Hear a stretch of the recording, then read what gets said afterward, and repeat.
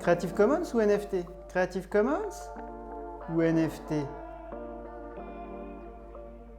Qu'est-ce qu'on doit choisir? Qu'est-ce qui est le plus utile pour un artiste?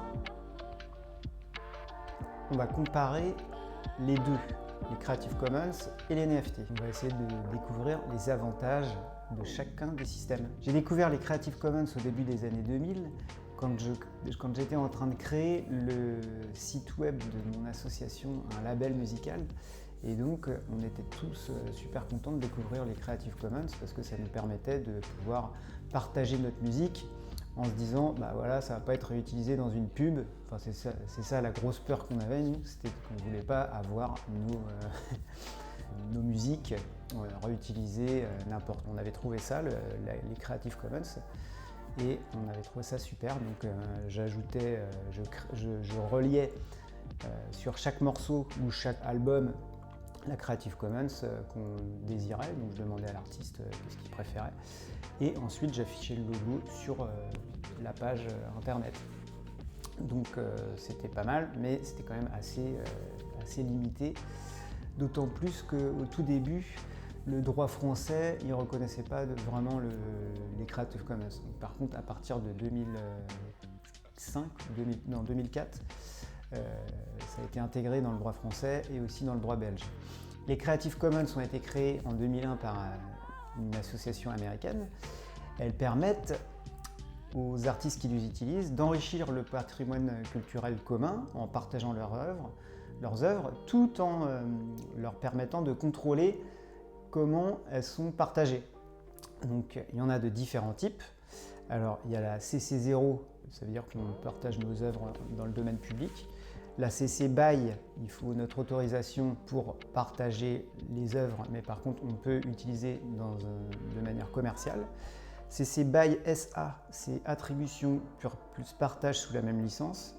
CC BY ND, attribution mais pas de modification, donc interdire de modifier l'œuvre. CC BY NC, donc là c'est attribution usage non commercial uniquement. On doit citer l'auteur, mais on n'a pas le droit de l'utiliser de façon commerciale. Ensuite, BY NC-SA, donc là c'est attribution non commerciale et partagée sous la même licence. Et enfin, CC BY NC-ND, donc là c'est attribution non commerciale et pas de modification. Voilà ce qu'apportent donc les Creative Commons. Ensuite, les NFT. Donc, qu'est-ce que les NFT apportent? Puisque on se demande donc, comme les Creative Commons nous permettent déjà d'avoir une certaine protection de nos œuvres, pourquoi les protéger avec un NFT? Ça ne sert pas à grand chose, on peut considérer qu'on est déjà protégé. Mais en fait, c'est pas forcément. Les NFT apportent autre chose. Ils vont aller plus loin sur la propriété puisqu'ils vont la rendre immuable en l'inscrivant sur la blockchain. Un NFT, ça permet aussi de monétiser directement l'œuvre qu'il apporte. Ça nous donne un historique transparent, donc on peut voir tout l'historique de l'œuvre, donc par qui elle a été créée, mais aussi à qui elle a été vendue, pour combien, à quelle date, etc. Ça donne à l'œuvre une visibilité mondiale puisque comme elle est inscrite sur la blockchain est partagée par tout le réseau sur Internet, donc en plus de manière décentralisée. Ça permet en plus de gérer des expériences interactives et enfin on peut même faire des œuvres on-chain si on veut aller encore plus loin, augmenter encore la sécurité et la pérennité des œuvres. Alors que choisir entre la Creative Commons et les NFT?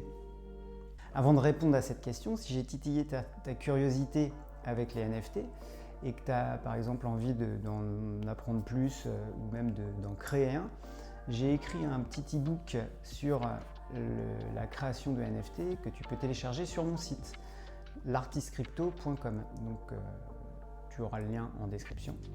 Alors, qu'est-ce qu'on choisit? Creative Commons, NFT? En fait, les deux technologies se complètent.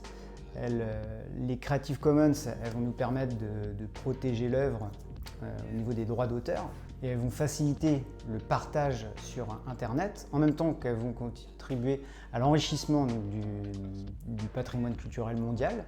Donc on partage nos œuvres et on dit voilà, je veux bien qu'elles soient partagées de cette manière ou de cette autre manière. Alors que les NFT, en revanche, révolutionnent la monétisation et la propriété des œuvres. Alors il ne s'agit pas de les opposer, mais plutôt de les relier. C'est ce qu'ont compris beaucoup d'artistes et de plateformes et de marketplace de NFT, puisque on voit par exemple la plateforme Object qui permet de créer des NFT sur la blockchain Tezos. Dans son formulaire de création, on voit qu'il propose plusieurs choix de licences et notamment la licence Creative Commons.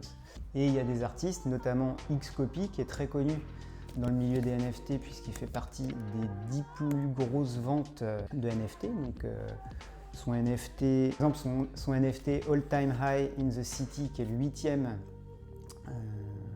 mondial au niveau des records de prix de vente, qui a été vendu à 3,8 millions de dollars. C'est une œuvre qui est partagée en CC0, donc c'est une œuvre qui est dans le domaine public. Tout le monde peut l'utiliser, la triturer, on en fait ce qu'on veut. Et d'ailleurs, toutes les œuvres de Xcopy sont produites sous cette licence-là. Donc on peut le voir sur son site, il la présente, il présente ça sur son site. Donc on voit que toutes ces œuvres-là sont présentées en CC0. Et voilà, pour conclure, on peut dire que ni les Creative Commons ni les NFT sont meilleurs dans l'absolu. Ils répondent juste à des besoins différents. Les Creative Commons sont un outil classique de protection de droits, tandis que les NFT sont un nouvel outil, une nouvelle technologie et une nouvelle manière d'engager son public, de monétiser des œuvres, et le tout de façon transparente et décentralisée grâce à la blockchain. Les deux sont donc vraiment complémentaires pour tous les artistes qui partagent leurs œuvres sur Internet. Si ma vidéo t'a plu, abonne-toi.